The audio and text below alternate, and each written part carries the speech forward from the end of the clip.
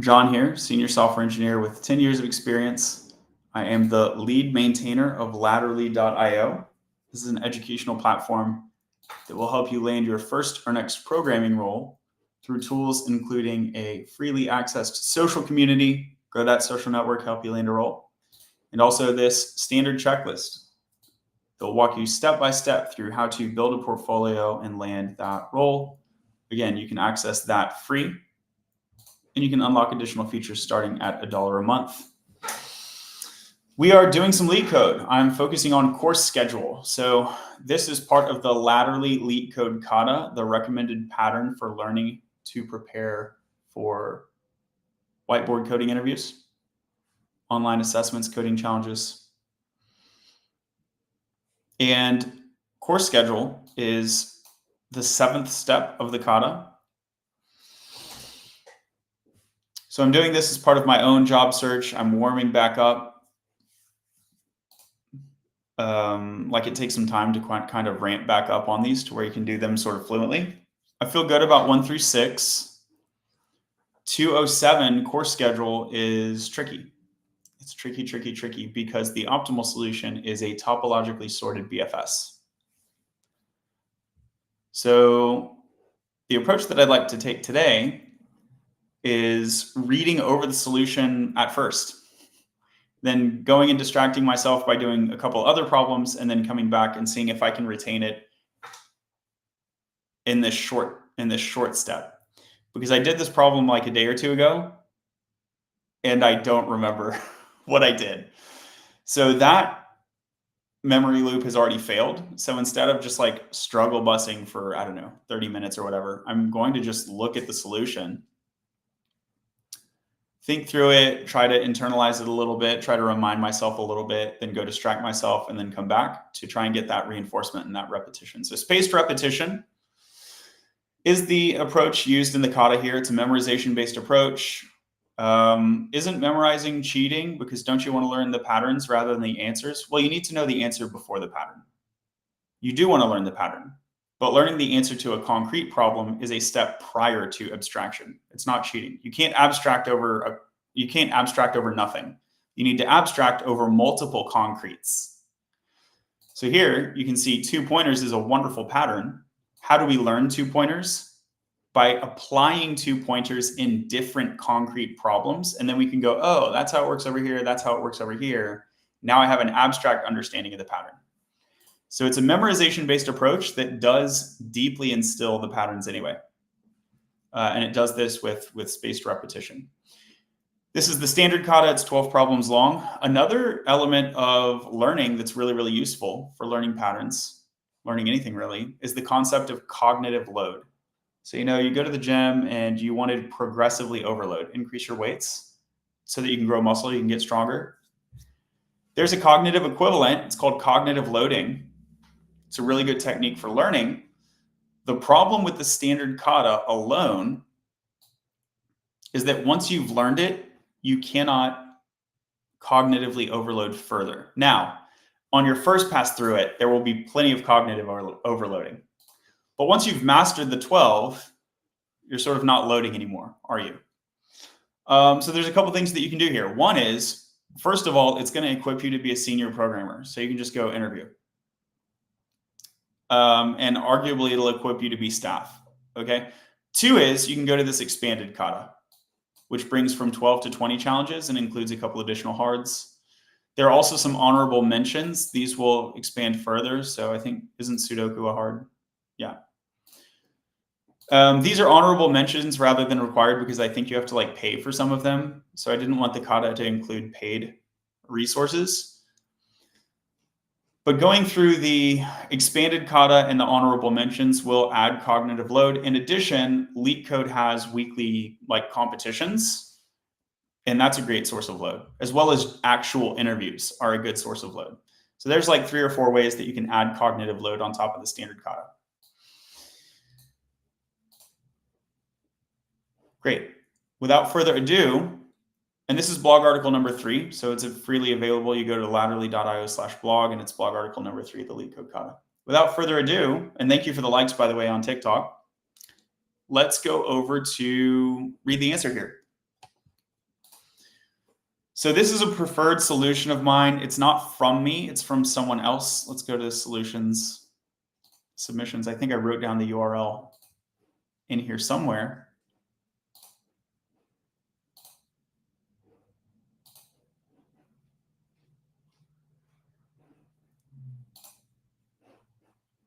Here's my own solution that was correct on case, but was too slow.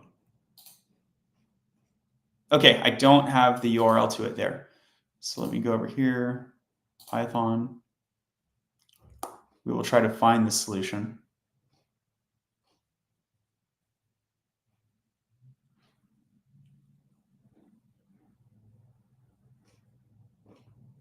I think it said something about 99%. Yeah, this one, Huangsheng. I think it's this one. So there's a number of solutions, but the most optimal one is the, BFS with topological sort, solution 3.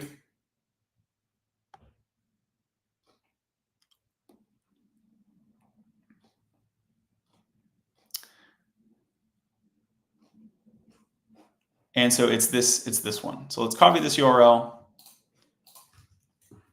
I'll put a reference to the solution here. That way, whenever I come to reset it, I'll have that reference to the solution. One of the things that I changed when I was reading to understand the existing solution,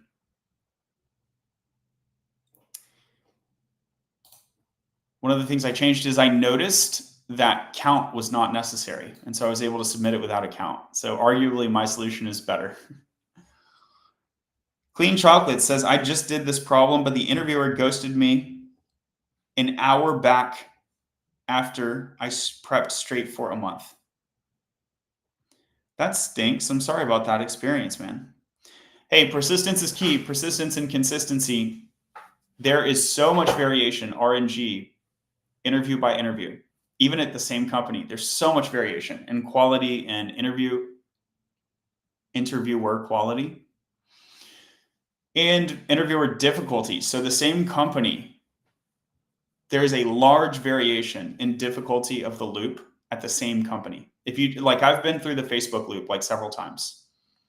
It's a lot harder and a lot easier. Literally just taking the same loop multiple times with different people. They might give you a different difficulty of a problem. And then also if you're trying out for front end versus back end versus full stack or whatever, that also has an important effect there. The secret is networking and having something to offer other than coding. Yeah, maybe so. Maybe so. Definitely referrals are super helpful. Splunky says, I need to use C++ during my internship.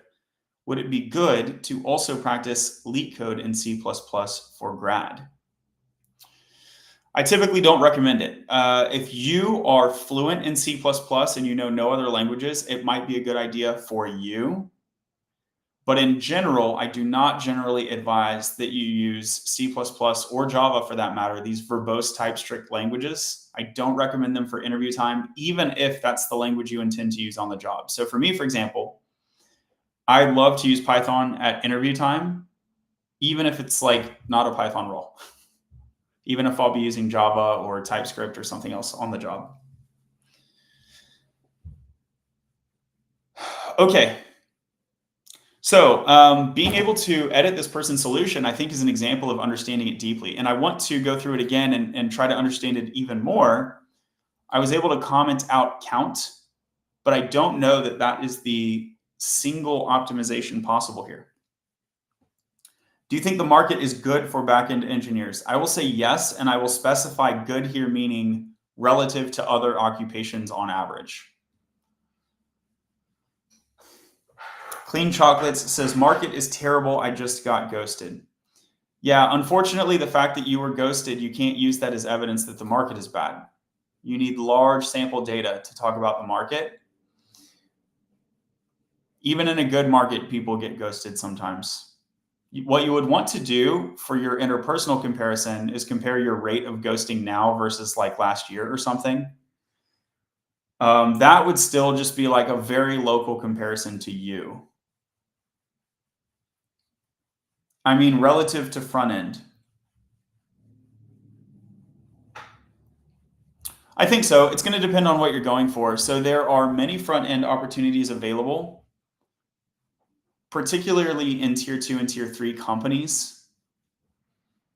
So if you're targeting big tech, backend engineers are disproportionately represented. But if you're just like, I want any job at any tier, like I don't need to target big tech, then maybe you do want to focus on front end. But I would discourage you from focusing, like guys, and I know you've been here before. So this is Bloody Pouch, the username. I actually don't like that username. It's like kind of creepy to me. Yeah, change your username. But I know that you've seen this before, Bloody Pouch, because you've been on the stream many times. The latterly standard advice is full stack. It's full stack. So you shouldn't even need to ask about front end or back end. Just do both of them. Like, how do you decide, like, how do you optimize the job count between front end and back end? You do both of them. That's how you optimize the job count. TikTok generated my username. Understood. Fair enough. Still weird. TikTok came up with that, but also, can you not edit it? I believe you can still edit it. The more important thing is that these questions are addressed in the standard checklist, which is available for free if you go to latterly.io. So this is like, I appreciate the questions, but these are like covered like right away if you even get to the third step here.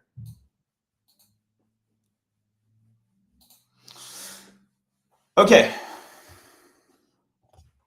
Let's see if I can change up this solution. Right, so this is accepted. What I want to do here now is I want to propose that this return statement is overly complex. So if length of Tabo order is not equal to the number of nodes. What's nice here is that this is saying if all nodes are not accounted for. So it's accounting for all nodes, which is a good reason to have this expression.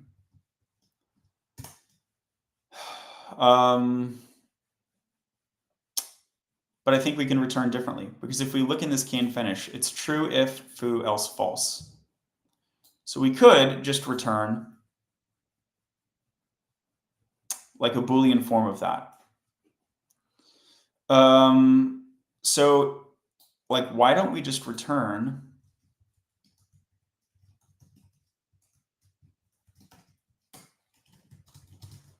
this? And why don't we just return this? And why don't we just return this?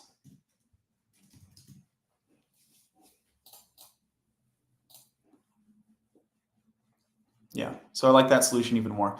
Now I know the reason that this Huangsheng wrote it as such and returned the list rather than the Boolean. And the reason they did that, as you can read in their solution here, is this solution can also be used to solve alien dictionary.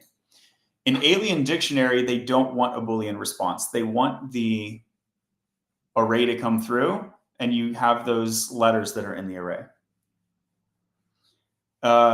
So that's the reason they did the more complicated thing, but we don't care about that. So we shouldn't do the more complicated thing.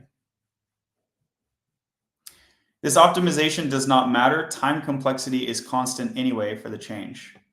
It does matter. It does matter because there's more to a good solution than time complexity. And that is simplicity. Simplicity. So I simplified the code. So here we're at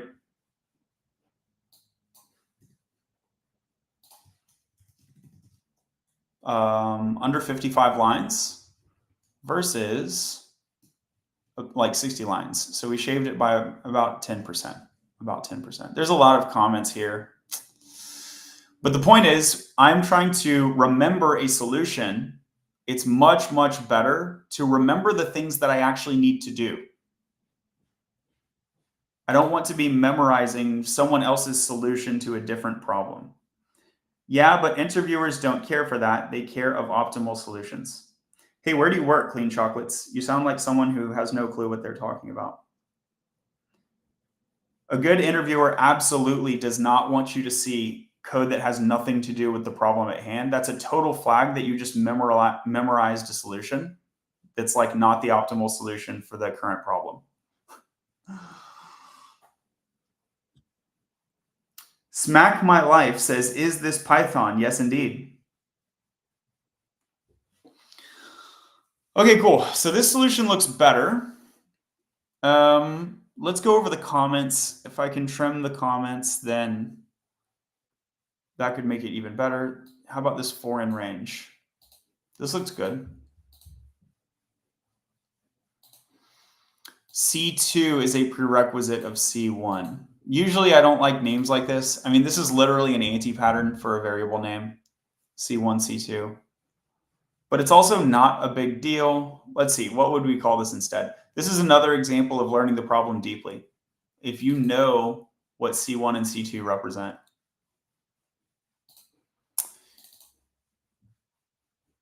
So here, this is the edges list.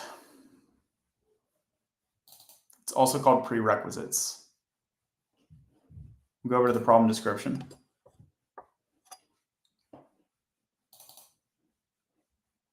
The pair 0, 1 indicates that to take 0, you have to first take 1. To take 0, you have to first take 1. So this could be called the like blocked course. And this could be called the prereq course. I think that's a much better name, don't you?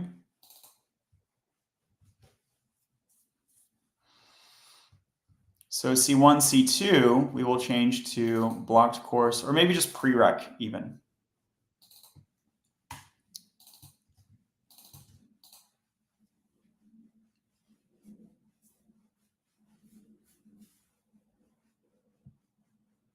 That's why he's not in Fang. Hey, I have gotten offers from Google. I actually turned down a Google offer to get even higher compensation and a remote opportunity at Upstart.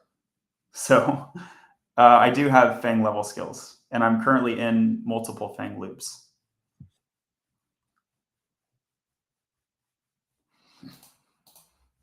You know, there's a hater in the audience when they're not talking about your code. They're just saying stuff like you don't work at Fang. How ignorant is that?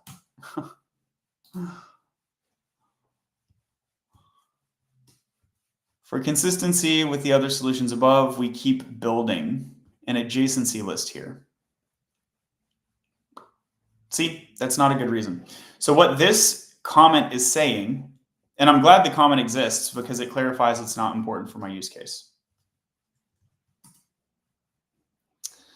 So what this comment is saying is it's referring to solutions 1 and 2. So here in solution 1, DFS with an array sorting 3 different states of a vertex. This is DFS with memoization.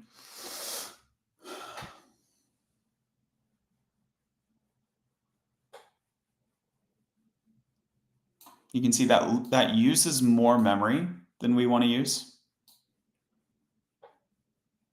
So it's not optimal. Solution 2 uses even more memory, only it's like not asymptotically a different complexity. It's just another factor on the same complexity. So I think it's like instead of O of 2n, it's O of 3n. We can look through here. There's a visited set, that's O of n, stack O of 2n. And then the has cycle, this is a DFS or no? Yeah, it's a DFS. So then the stack width is another O of n. So it's like an O of 3n. So it's asymptotically equivalent, but you can see that here in the top line, there's more usage. Thanks. I've heard that Python is supposed to be the easiest. Yeah. It's a really good language to run your DSA interviews in. If you're fluent in some other language, the other language that you're fluent in could be easier. But if you're equally good in Python and something else, Python will often win. And if you're just not good in anything and you're looking for your first language, that's where things get tricky, because Python, while it's excellent for DSA, is not optimal for job count. And so you really need to seriously consider the question, are you going to take a targeted strategy or are you going to take a risk-averse strategy? The targeted strategy is highly risky. And so I don't recommend it in general. It would be an exceptional case where I would say, yeah, go straight into FANG with Python as a backend software engineer. That's like a very risky strategy. And I would only really recommend that if you're coming out of a prestigious university, basically, that has a pipeline. So it's like a target university for Google or something. Then it's like, yeah, great, go to Google. Awesome. That doesn't work for most people. Honestly, Bad TV says, how's it going? What's going on? It's going pretty well for me. How about you?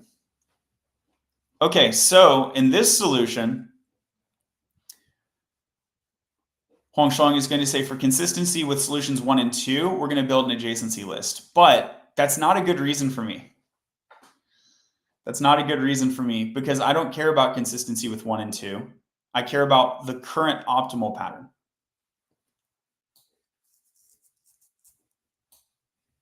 So what is the more optimal thing to do? Let's say I get this question in an interview.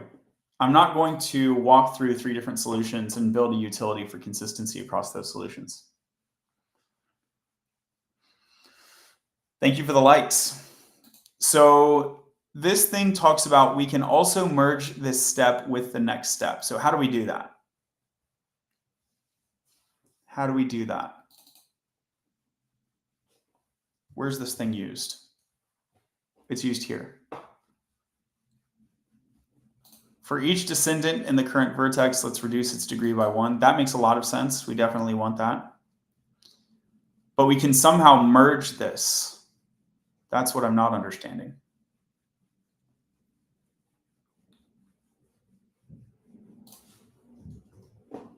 Let's ask GPT.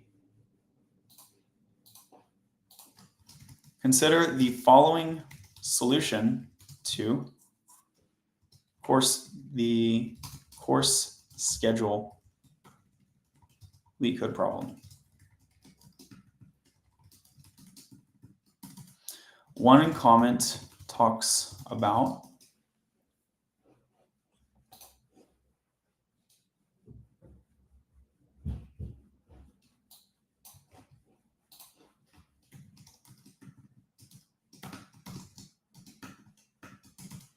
how do we implement this code change? The Bean says, if I got a Leetcode question, I'm walking out at this point of the interview. That's one approach. Yeah, you don't need Leetcode. The approach that I take is that it's a good investment because it significantly improves your job search performance relative to its effort and time invested. So I think that it's a good investment. So I do recommend it. That doesn't mean it's required. You can absolutely check out like Hiring Without Whiteboards. And you can totally get a six-figure software engineering role and like a remote job and all that great stuff without ever touching Leetcode. You can do that, but I don't think that that's easy either. I think they're both difficult in perhaps different ways. So like take-home assignments, right? It might be easier, but it will take a bunch of time. So pick your poison. Hank says Java, CSS, UI, and Python seem to be the 4 languages that jobs ask for, most starting at 120K.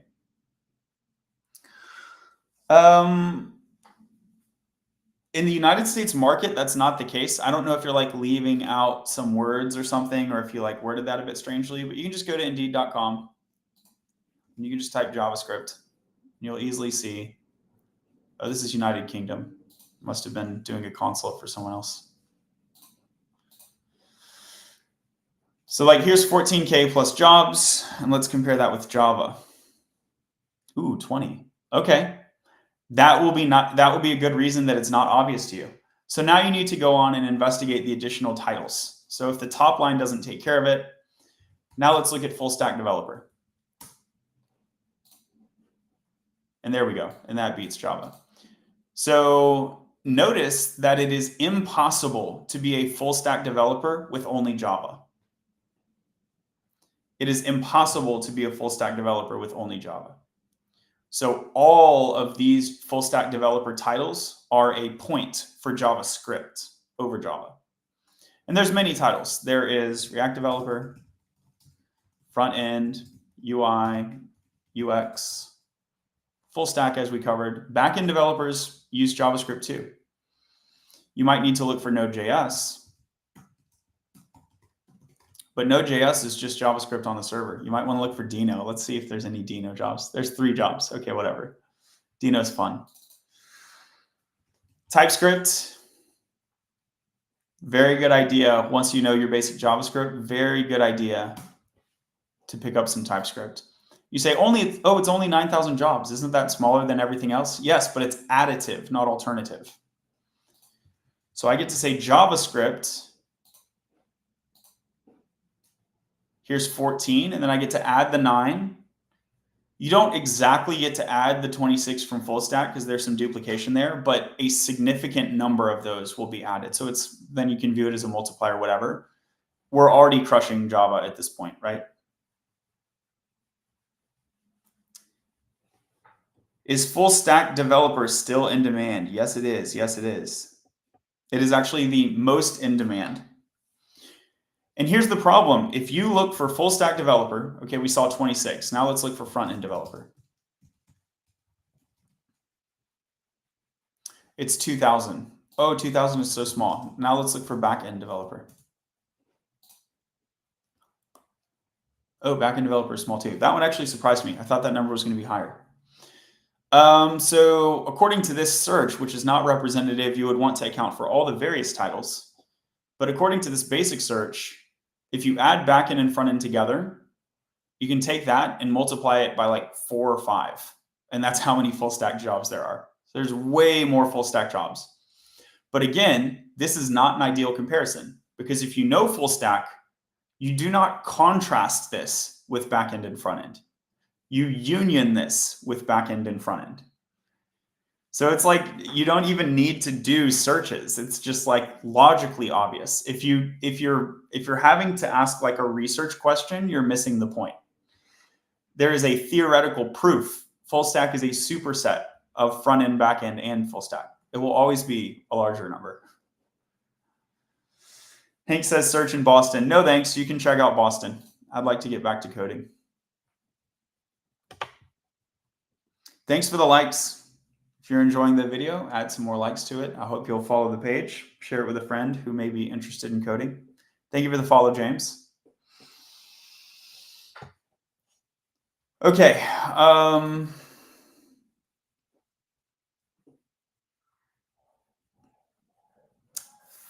Let's go.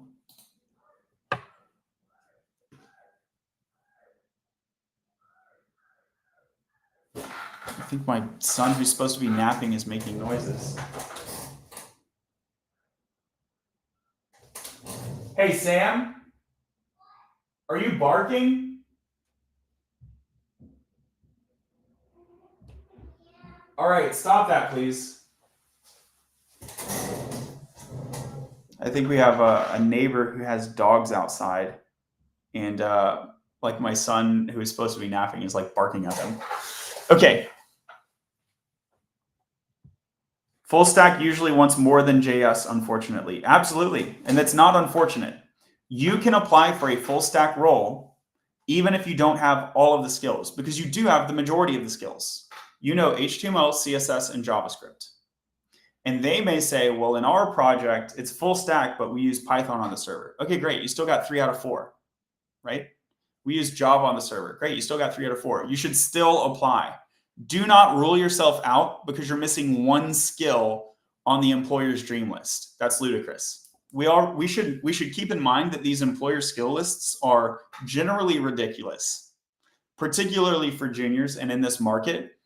They have inflated requirements because they want to deter and hyper filter, because in this requirement, it's a buyer's market, buyer being the employer. There's a higher concentration of applications per job post. The employer doesn't want to do the work of going through these applications. So they use these blunt instruments of inflating the requirements and then purging via the ATS, like tons of people who should be qualified, as well as just the deterrent of, oh, it looks so scary. It says 3 years. It says Java. I'm just not even going to apply. You can give yourself an advantage by not being afraid. You can give yourself an advantage by not being afraid. Apply anyway.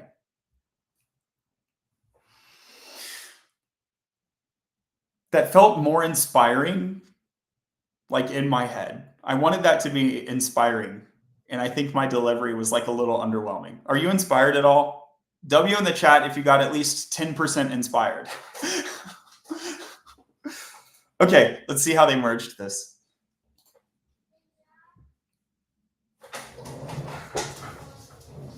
What are you saying, Sam? I'm glad that it's not just you barking, Sam, but you should be quiet. You should be trying to take a nap, or at least be quiet.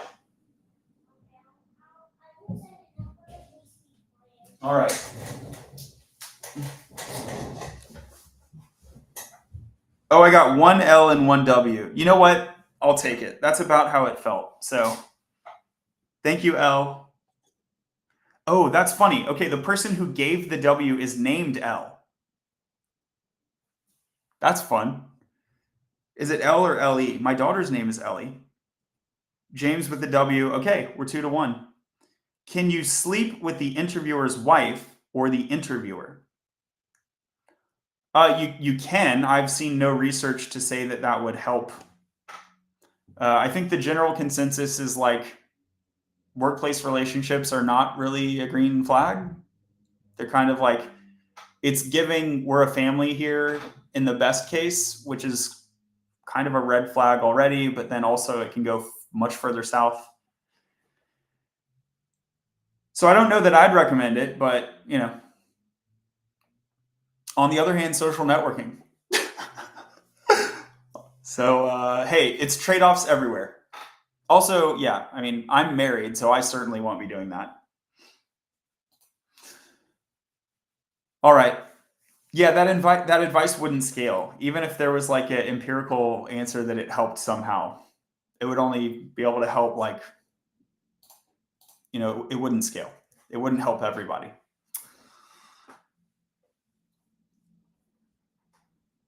Okay, let's see. Right, GPT, here's the solution. They're saying Topo BFS. Let me just grab it. Let me just grab it over here. I'm just going to blindly run it, which is what you should never do with GPT code, but we're in a sandboxed environment. Okay, cool. So this works. So let's see what the change was. I want to pull up like a git diff. Let's do a text diff. And you might be saying, hey, John, weren't we going to quickly check the solution and then distract ourselves and come back? And the answer is like, maybe. The goal here is that I want to deeply understand the solution, and I want to deeply understand the right solution, not some random solution. So I am very happy to slowly review it rather than quickly review it. I'm very, very happy to do that. Oh, my nose is tingly. This is like an honorable mention ref.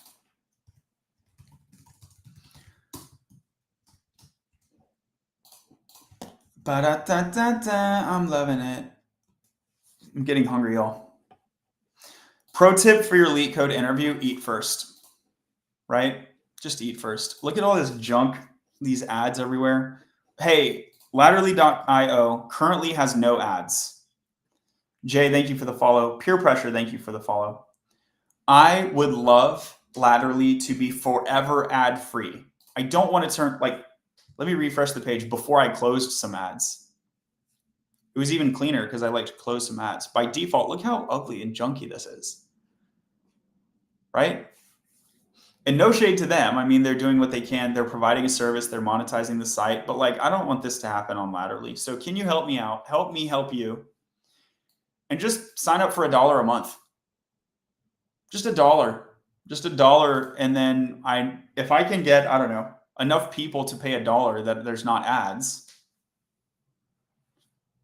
I think that's like 100 people. Don't write that in stone. I would have to check on that. But yeah, I'm pretty sure if I can get like 100 people that pay like $1 or $2 a month, then it doesn't make sense for me to add ads. Or hold on, no, that doesn't quite add up, does it? If there's 100 people that pay $1 or $2 a month, I will be earning more from that than I would from ads. Now you might say, well, it makes sense to do both, like get the people to sign up and then put ads. But I'll make 2 points there. One, I just don't want to. So if I can do the if y'all can just do the cheap thing instead of the ads, I will just arbitrarily, like I don't need to maximize profit. That's like a myth. When you have a small business, you can be utility maximizing without being profit maximizing. So I can just arbitrarily accept less profit. I mean, the main way I make money is through employment anyway, not through this. This doesn't like make me a lot of money. Okay. The second thing is there is a negative interaction effect on user experience and signups. So it's true that if I barely hit like 100 people paying $1 or $2, it probably at that point would increase revenue to supplement with ads. But as that scales, the ads have a multiplicative negative interaction effect that will dominate over the benefit. So at some scale, it makes sense to drop the ads. This is why well, I would say Facebook doesn't have ads, but they do have ads, don't they? They don't have ads before you sign up though. Ooh, we're getting distracted. But maybe I should have ads, but the Facebook ads are different than Google ads because they're like first party ads. They're not like third party ads. There is an equivalent to first party ads on here as well, which is you can sponsor Latterly. And there's the Hall of Fame. Hall of Fame. So if you donate a bunch of money and if you want, you can disable it or enable it. It's up to you. But it will float your profile. And you can see like if you're interested in getting a job, maybe you want to be at the top of all of the profiles. Well, just donate $36. Ooh, that's kind of like an unlucky number. Maybe go for 40. Just donate $40 and you'll be right at the top. And I send this stuff to recruiters all the time. If they're like, hey, John, do you want to work with me? I'm like, no, but check out the community over here. That was fun. Hank says, if I have any other questions, I'll ask in the future when I come across your stream. Thanks. Thanks, Hank. Glad to see you here. Have a good one. So I think I've persuaded myself that we can eliminate third-party ads. And maybe when we hit Facebook scale, we'll do first-party ads. But pretty much the equivalent of first-party ads is just like, if you want to sponsor me, like if like Cloudflare wants to reach out and sponsor Latterly, I will absolutely give you a banner. But it'll look a lot nicer than like the crazy ads here. We're going to do something better. I'm trusting you on that, Cloudflare. Okay. That was fun. Fun distraction there. So here I have this over here. And then over here I have some alternate implementation. And let's compare them. So here's my text diff. So the main thing of interest is I don't need to write out this build adjacency list, which I think is really cool. Because if I'm in an interview and I make a utility called build adjacency list and the entire utility is unnecessary, it's like, what are you doing, man? This is not a matter of like simplifying the return expression. It's like you're doing a whole abstract process that's irrelevant. So it is nice to be able to merge that together. And if I can get the lines of code fewer, look, this is under 40 lines of code. And that's the real reason I like to optimize. Okay, we optimize for time complexity, memory complexity, but we're also optimizing for interview time. We are optimizing for interview time.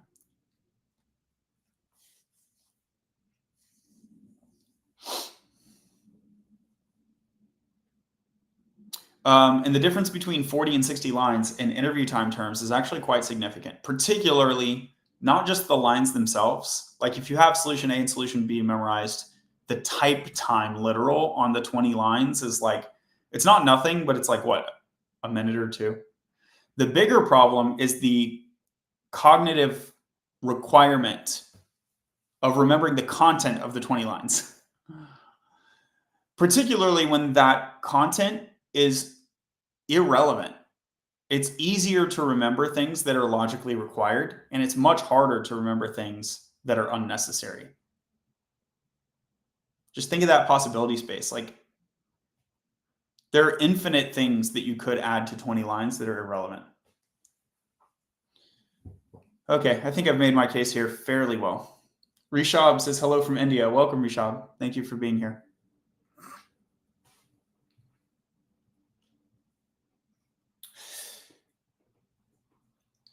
So I like this solution more. So we've eliminated this topo BFS function. And where did we merge it? Oh, no, we haven't. I'm sorry. I phrased that. That's not correct. We've not eliminated topo BFS. We've eliminated build adjacency list as a function, but we still did this logic. So I still built the logic.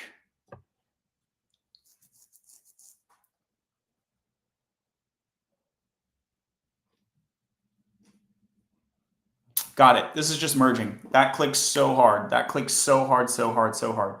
The reason this was not clicking for me was because, in my view, the list of prerequisites already is an adjacency list. And I think it is. I think it is technically an adjacency list already. Chat, let me know if you think differently. But the difference is that this is a like unary flat adjacency list, and this is a merged adjacency list. So here it's always one-to-one, and here it could be one-to-many. Is it still an? Let me ask ChatGPT. So here is a one-to-many adjacency list.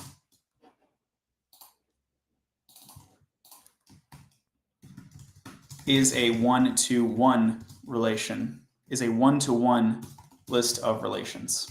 Is it also a kind of adjacency list?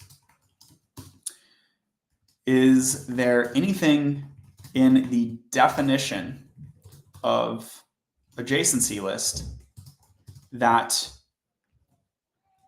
prohibits a one-to-one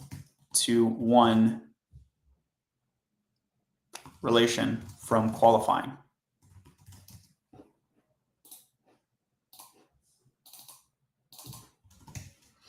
We'll ask GPT. I'll also go to Google. Also get a Google adjacency.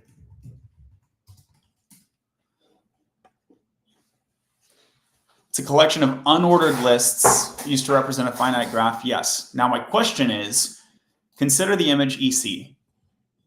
Here we have the image EC. And this is what I get because I didn't get a degree in computer science. I have a PhD in econ. So if we got some comp sci people in the house, and if you've taken a course on it, you're bleeding. Come here. Yeah, see, I'm bleeding. It's already good. What happened? No, I was just looking at something. I was looking at my wall, but then I start bleeding somehow. This is very small. I think you're going to be fine, and I don't think you need a Band-Aid. I'm just telling you. I'm fine. I'm just telling you. All right. Thank you for letting me know. Can you go hang out in your room? Sure. Thanks. Okay. If we have any comp sci people in the house that are smarter than me and that know more, even if you're not smarter, if you just know more, the relation EC here, we know that you can describe this with a single row in an adjacency list. For example, 1 comma sublist 1 2, or 1 comma sublist something. You can have that sublist that shows it's bidirectional. My question is, if you choose to represent it in 2 rows, so that one arrow is one row and the other arrow is another row. Is that still a legal adjacency list, or is it like that breaks the rules? It doesn't count as an adjacency list anymore for some reason. I think it's still an adjacency list. It's a list of edges. That's what it means to me as a non-comp sci degree haver. An adjacency list is just a list of edges. And in that case, one of the things that I don't like about the honorable mention solution, the honorable mention solution indicates that you are building an adjacency list. It indicates it strongly. It indicates it through the variable name, through the method name. And this is, I think, not optimal naming. You could say naming like splitting hairs or whatever. The core reason that's important is because the name relates to the concept. And if I'm memorizing the name, I'm actually encoding the concept. I'm like memorizing the concept as well. So if I get the name wrong, it's non-trivial. I'm actually getting the concept wrong. And that's why naming is actually extremely important in a kata-based approach. So what I'm proposing is that this is a bad variable name, this is a bad method name, because it indicates that now I've built an adjacency list where before I just had an edges list, as if that's not an adjacency list. When the true thing would be like flat adjacency list and then like merged adjacency list, so that I can hold in my mind not just this trivial matter of memorizing variable name A versus B. Much more importantly, that it reflects the underlying abstracta, the DSA, which is like the whole point of the interview, right? Do you understand the algorithm? So that we know like what an adjacency list is. That's the part that's my much more important concern. And if I was optimizing this person's solution, we've talked about eliminating unnecessary operations, eliminating lines of code for density. And another method of optimization is changing the naming to reflect the intended abstract pattern, which that way, every time I memorize a line of code, I'm also memorizing the pattern. Use code forces. Welcome, you good. I love that we have like our regulars at this point. Don't we just have our regulars? What are you willing to share your actual name? I feel like calling you good is like really weird. The internet's a weird place though, so whatever.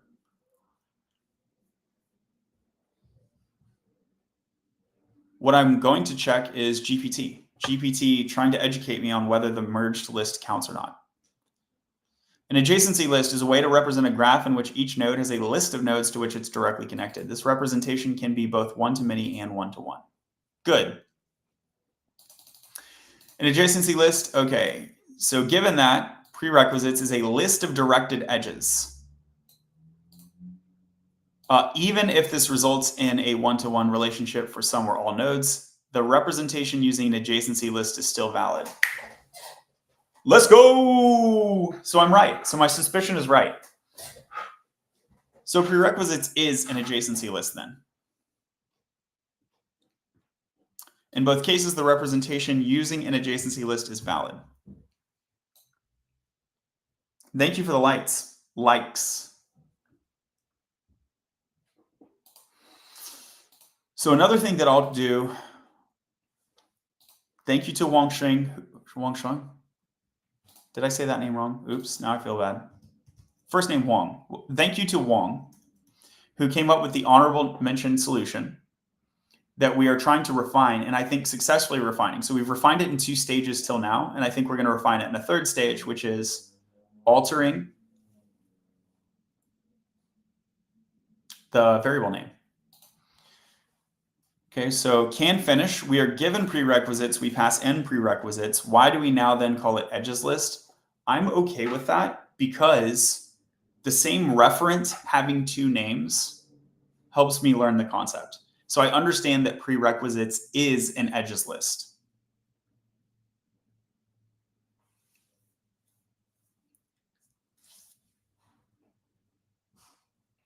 But it will have a 3rd name. So it is an edges list. Let's see. I want these three concepts to come together. An edges list is the list of prerequisites, and it is the adjacency list. So I think what I'll do here is I will call this merged AL. Merged AL. And then the comment is create merged AL from edges list a flat adjacency. Okay, so I'll leverage the comment to bind these three concepts together. So the previous pitfall is hyper contrasting the adjacency list and the edges list. If we hyper contrast them, we are misled into thinking this is an adjacency list, that is not.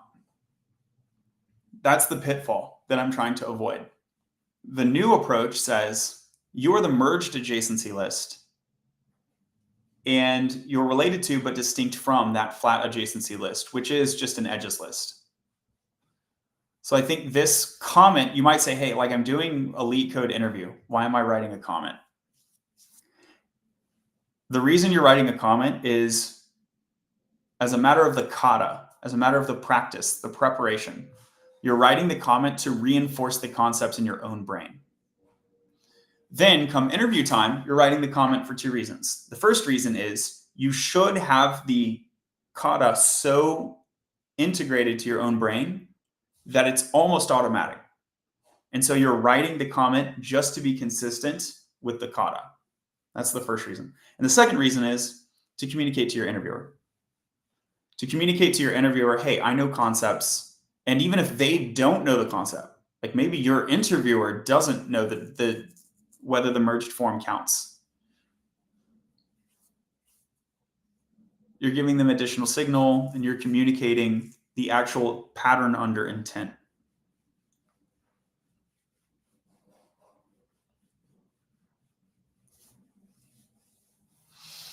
I like this solution a lot. We're getting to the point where this might be the whole stream. I might not like try to do this. I should try to do this at least once. I'm going to mess it up, but that's okay. So this is the solution that I like. We have merged AL. Edges list over here. We still like that. And why do we need to loop through the adjacency list to get to the other adjacency list? Because we are merging rows in the flat adjacency list into this merged adjacency list. Now everything is clicking. Everything is making sense, right? That's how you know that you have a good solution. Someone earlier was saying it doesn't matter, like solution A versus solution B, it doesn't matter. They have the same asymptotic time complexity. That's ridiculous. First of all, even Leetcode will TLE you across two solutions if one is non-asymptotically worse. So it's like doing the asymptotic time complexity is the bare minimum. It doesn't make everything that passes that a good solution. It just means that everything that doesn't pass that is a bad solution. Once you have two that pass the same asymptotic equivalence test, and they're both optimal asymptotically, in the worst case, now you want to do things like consider the average case, the best case, the amortized case. You want to do things like consider whether it's non-asymptotically better, like O2n, O3n, O4n, ON. And you want to do things that have nothing to do with the time and space complexity. There are other things that indicate a good solution, such as variable naming. And I know a lot of people love to hate on variable naming. It's the hardest thing in programming, we say. And it's a nice to have, it's a nit. Like if you write a correct algorithm, particularly if you can explain it, but you used like some crummy variable, like 1-letter, 2-letter variable names, I'm not gonna like beat you up, like I'll pass you. But I'm gonna score you better if you have good names and if you have good syntax. And what if you can't necessarily verbalize the right thing? Then I do want to look at your written communication. Like what if your verbal communication is borderline? Your written communication, including variable names and method names and comments, could be the thing that either bumps you up to like exceeds or whatever, or it could even be the thing that gets you a pass at all.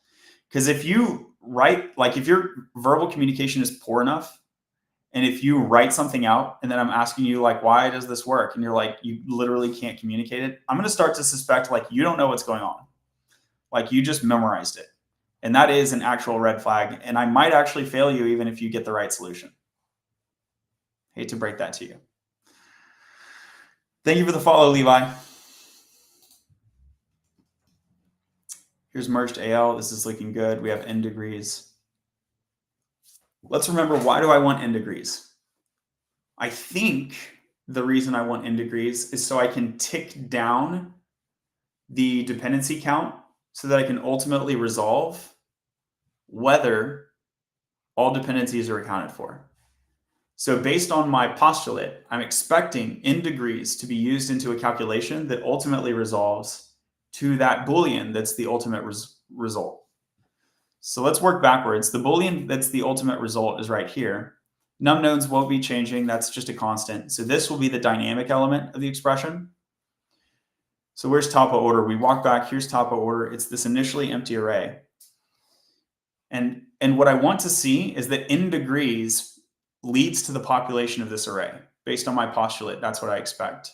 If you're liking the video, I hope you'll follow the page and tap like.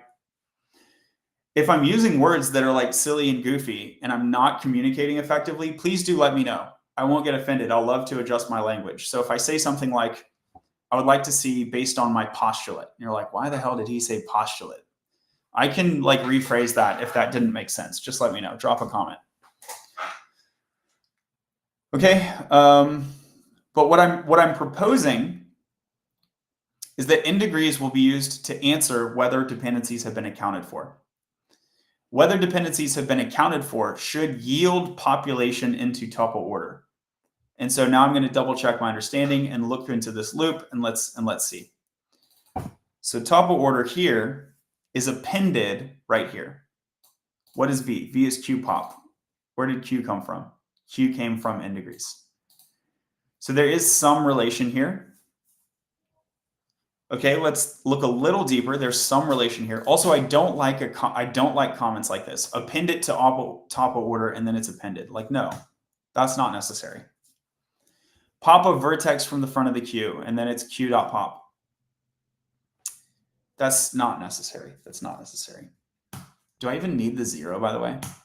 Can I just pop like this? No? Okay. Maybe that's JavaScript. You can pop without the 0. Oh, okay. No, it wasn't complaining about my 0. Here's the adjacency list. Okay. Can I pop without my 0?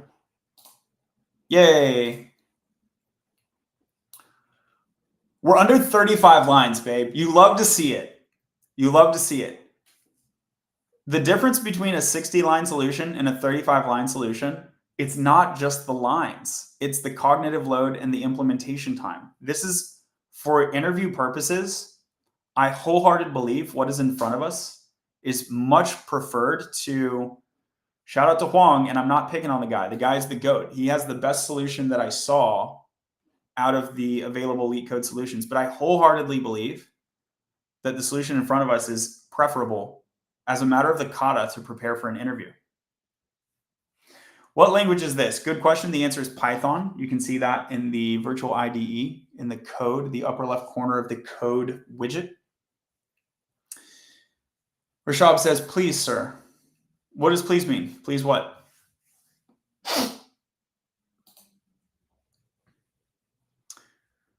Okay, initialize a queue with all vertices that have no incoming changes. This is an example, I think, of a good comment. And I would rephrase it, but it's the no incoming edges that we're initializing the queue with those that have dependencies already resolved. Init BFS queue. I'm going to specify BFS. Init BFS queue with nodes that have no incoming edges. Prereqs.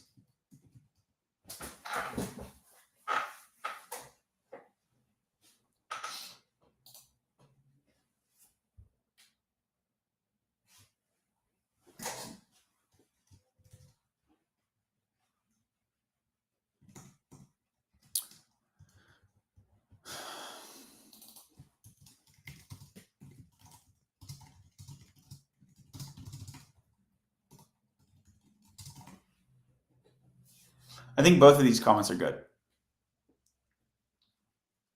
I'm trying to get into coding for cybersecurity purposes. Where do you recommend that I start? Check out latterly.io. Sign up for free. Oh, that's my LinkedIn, not where I meant to go. Sign up for free and view the standard checklist. This is where I recommend that you start. And this is open source. If you have any improvements to it, pull requests are welcome. Kudos to the several other people who have submitted pull requests on Latterly. Thank you very much. It's appreciated. Evan says, my only use for Python so far has been for encryption. What's your fave? I love it for ML and data analysis. Like, that's the reason it's really cool. In the Latterly repository, Latterly itself is like 3% Python. Like, why? Like, why do you have 3% Python? The answer is under scripts. The YouTube transcriber is in Python. And this is related to like data engineering, data wrangling, data processing. There's not any ML going on here yet. Could be in the future.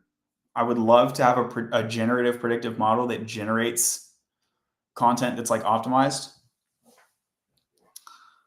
But this is like a good use case for Python, I think.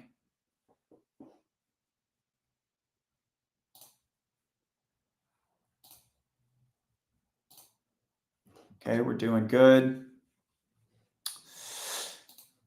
Build the adjacency list and in degrees array in a single loop.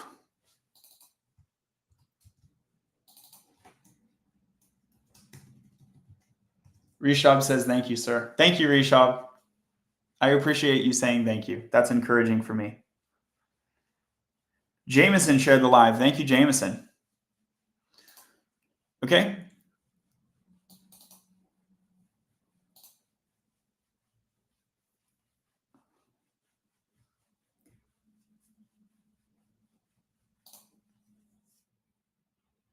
In degrees, I think it means like input degrees. I think those extra 2 characters are going to be worth their information.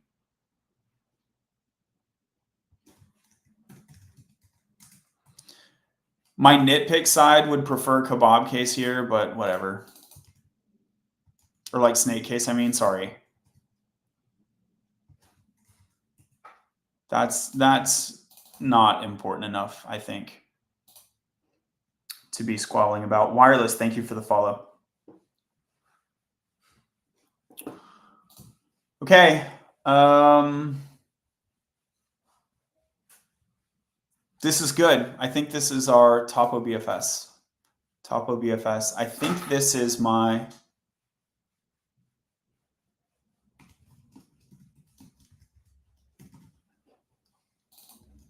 I'll do it there. I'll give you the snake case there.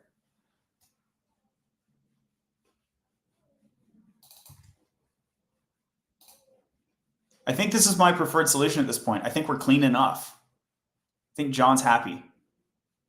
Return true if all nodes are included in topological order. N degrees are number of edges coming to a node in a directed graph. Absolutely yes. Absolutely yes. Oh, is it actually properly called n degrees? It's not short for input degrees? So I meant to represent the same thing that you just said. I just thought that input degrees would be a better way to say it. N degrees directed graph. Maybe the correct thing to say is n degrees. Oh yeah, no, it's the n degree of a vertex. All right, I appreciate the shout out. Let's revert that. Today I learned. Shout out to, is it Kidus? Kidus? Kidus.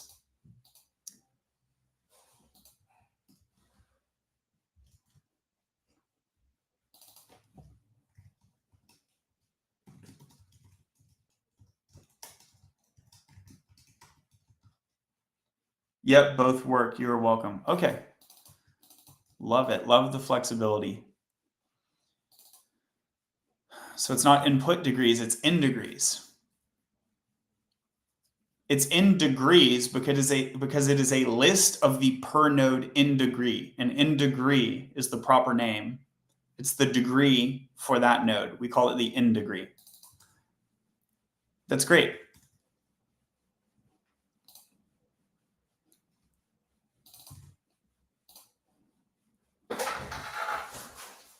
Classes, studying those at the moment. Yeah, you actually don't need a class here at all. You could do this.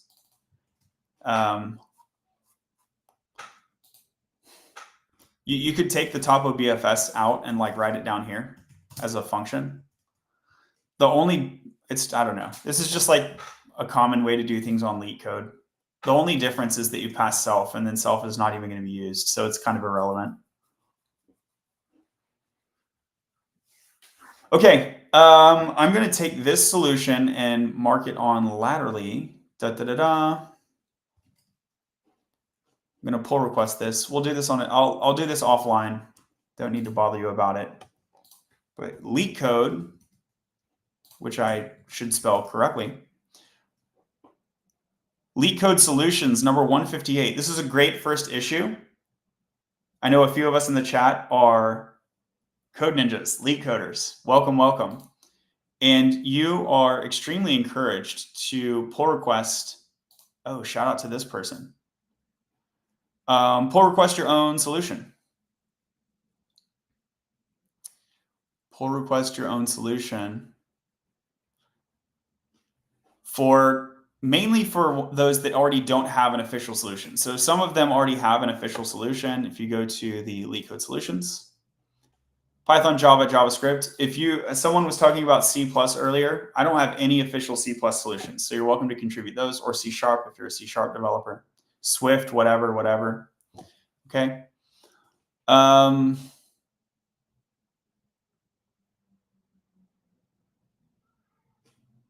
Yeah. So add them here. Add them here.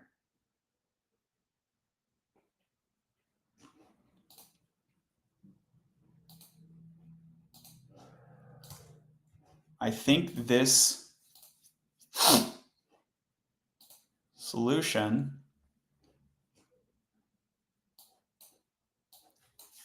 will be a good submission. Let's make a submission out of the solution.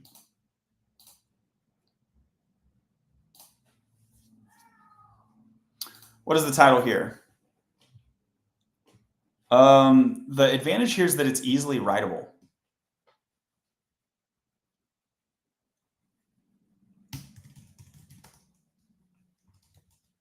Let's call it terse, concise. Concise topological BFS.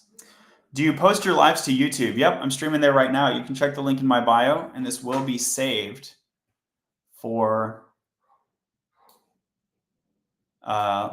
later review.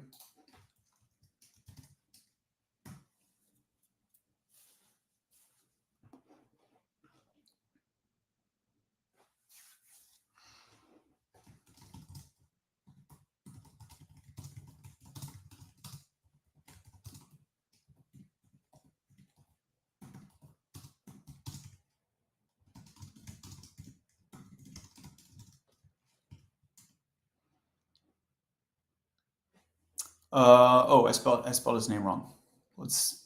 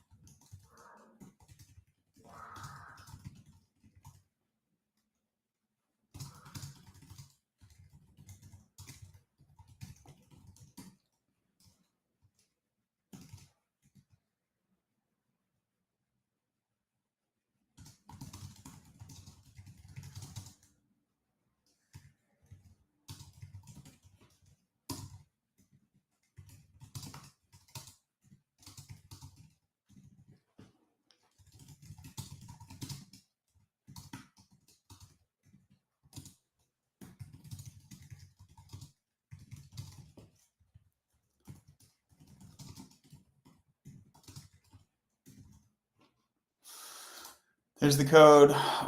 What is this? I think this is ON, isn't it?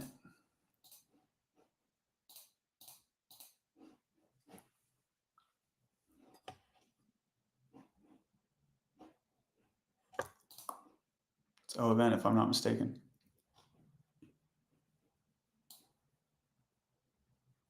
Oh yeah, it's OM and ON. That's right.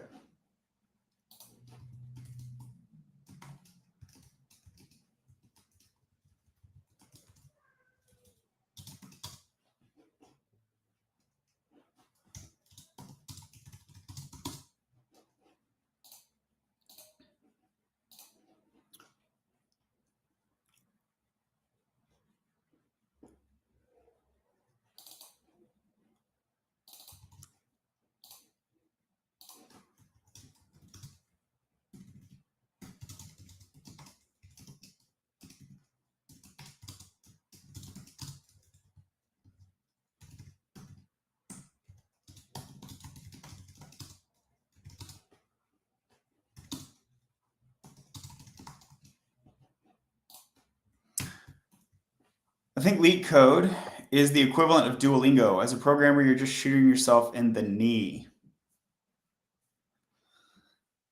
No, I think that's a bad take. The right take on Leetcode is that it is a significant improvement to your job search performance that should be placed after you learn how to build projects, not in lieu of learning how to build projects.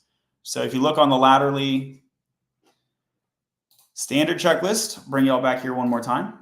The first thing we do is build projects. So you start with the trial by fire. You're building a project ideally within an hour of signing up. You just go straight there and build it. And then you have the big 4 projects. By the time you get through the big 4 projects, like, you actually know how to code. But once you actually know how to code, now you need to land a job. And that's where Leetcode comes in. It's a significant improvement to the job search performance. James says, that I can get behind. Thank you, James. I appreciate it. Kudos for being open-minded. This is the length of prerequisites. Is it?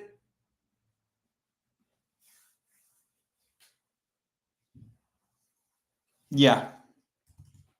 I don't know if it matters if you take the length of the merged adjacency list or the pre-merged adjacency list. I think length of prerequisites is accurate.